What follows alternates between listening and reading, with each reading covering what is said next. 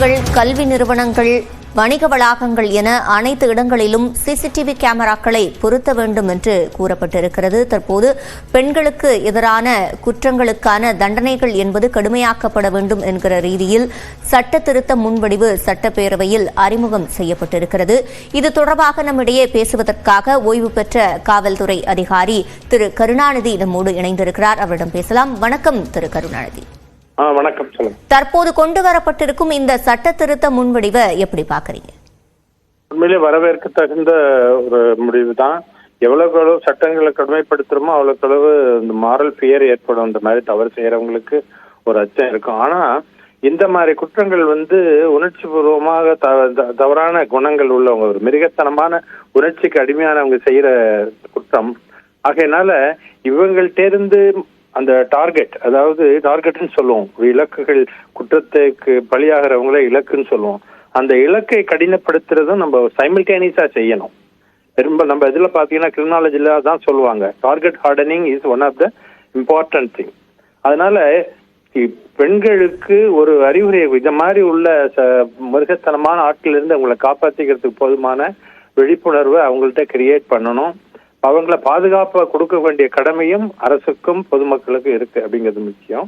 ரெண்டாவது, இந்த சட்டத்துல நம்ம இவ்வளவு கடுமையான சட்டம் போட்டா கூட நம்மளுடைய சட்ட சிஸ்டம் எப்படி இருக்குன்னு கேட்டீங்கன்னா அக்யூஸ்ட் ஓரியன்டட், குற்றவாளிகளுக்கு சாதகமானது. என்னன்னு கேட்டீங்கன்னா குற்றவாளிகளுக்கு போதிய வாய்ப்பு கொடுக்க வேண்டும். அவர்களுக்கு சந்தேகத்துக்கிடமான முறையில இருந்துச்சுன்னா அதை அக்யூஸ்டுகளுக்கு, குற்றவாளிகளுக்கு சாதகமாக தீர்ப்பு வழங்க வேண்டும். அப்படிங்கிற மாதிரி இருக்கிறதுனால என்னங்கன்னா ரொம்ப ஈஸியா வந்துடுறாங்க. குற்றவாளிகளுக்கு ரொம்ப நாள் வழக்கு நடக்குது, அதுக்கப்புறம் பாத்தீங்கன்னா விடுதலை வந்துடுறாங்க. அந்த துணிச்சல் தான் அவர்களுக்கு இந்த ஒரு இதை ஏற்படுத்துது. இன்னொரு விஷயம் இப்போ இதனால பாதிக்கப்பட்ட விக்டிம் எல்லாம் சின்னவங்களா இருக்கும்போது, சின்ன வயசுல இருக்கும்போது அவருடைய வாழ்க்கை பாதிக்கப்படும்ங்கிற ஒரு பயத்திலேயே, அச்சத்திலேயே பெற்றோர்களாகட்டும் அந்த சம்பந்தப்பட்டவர்கள் அதை வெளியில சொல்றதுக்கு தயங்குறாங்க. மற்றவர்கள் கூட அவங்களுக்கு சொல்லிடுவாங்க, இதை சொல்லாத, உன்னோட வாழ்க்கை தான் பாதிக்கும் அப்படிங்கிற மாதிரி சொல்ல ஆரம்பிச்சிடுறாங்க. சில பேர் அச்சுறுத்த ஆரம்பிச்சிடுறாங்க. இப்படி பல முனைகள்ல இருந்து அது வருது. இப்ப நம்ம நடக்கிற வெளியில வர்ற குற்றங்கள்லாம் கொஞ்சம் தான். இது எவ்வளவு கருணாநிதி, நீங்க குறிப்பிட்டது மாதிரியே பாதிக்கப்படுபவர்கள்ல பெரும்பாலானோர் சமுதாயம் தங்களை எப்படி பார்க்கும் அப்படின்ற ரீதியிலேயே அதை வெளியில சொல்லாம விட்டுடுறாங்க. அதனால புகார்களும் குறைவா தான் வருது. இப்போ பாதிக்கப்படுறவங்களோட அடையாளத்தை வெளிக்கொணர்வதற்கான தண்டனைகள் குறித்தும் சட்ட திருத்த முன்வடிவு கொண்டு வரப்பட்டிருக்கு. இது மூலமா புகார்கள் கொடுக்க தைரியமா முன் வருவாங்க அப்படின்னு புரிஞ்சுக்கலாம். நிச்சயமாக அந்த ஒரு தைரியத்தில் தான் இப்ப கொடுக்க வர்றாங்க. இந்த மாதிரி போக்சோ சட்டத்துல அவர்களை பற்றிய விவரம் சொல்ல மாட்டோம், வெளியில நீங்க தைரியமா கொடுங்கன்னு சொல்றதுனாலதான் இப்ப நிறைய பேர் இப்ப சட்டுன்னு கொடுக்குறாங்க.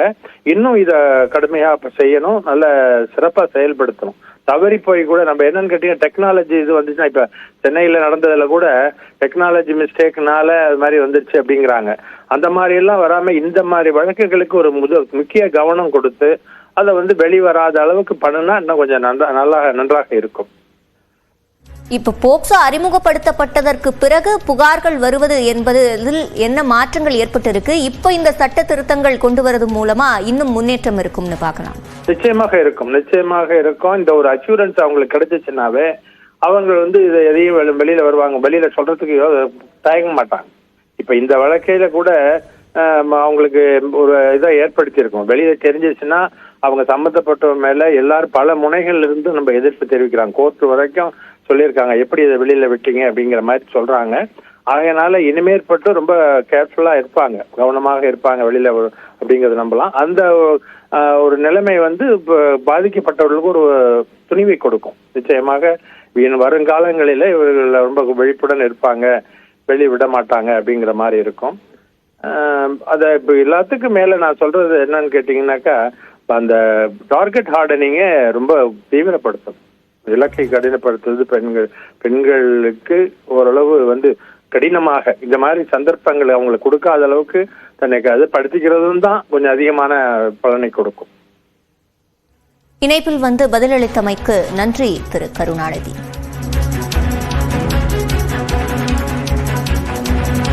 சிறார்களுக்கு எதிரான பாலியல் வன்கொடுமைகளுக்கு அதிகபட்சமாக மரண தண்டனை விதிக்கும் வகையில் சட்ட திருத்த முன்வடிவு அறிமுகம் செய்யப்பட்டிருக்கிறது. மீண்டும் மீண்டும் பாலியல் வன்கொடுமை வழக்குகளில் கைதானால் மரண தண்டனை விதிக்கப்படும் என்றும் சட்ட திருத்த முன்வடிவு கொண்டுவரப்பட்டிருக்கிறது.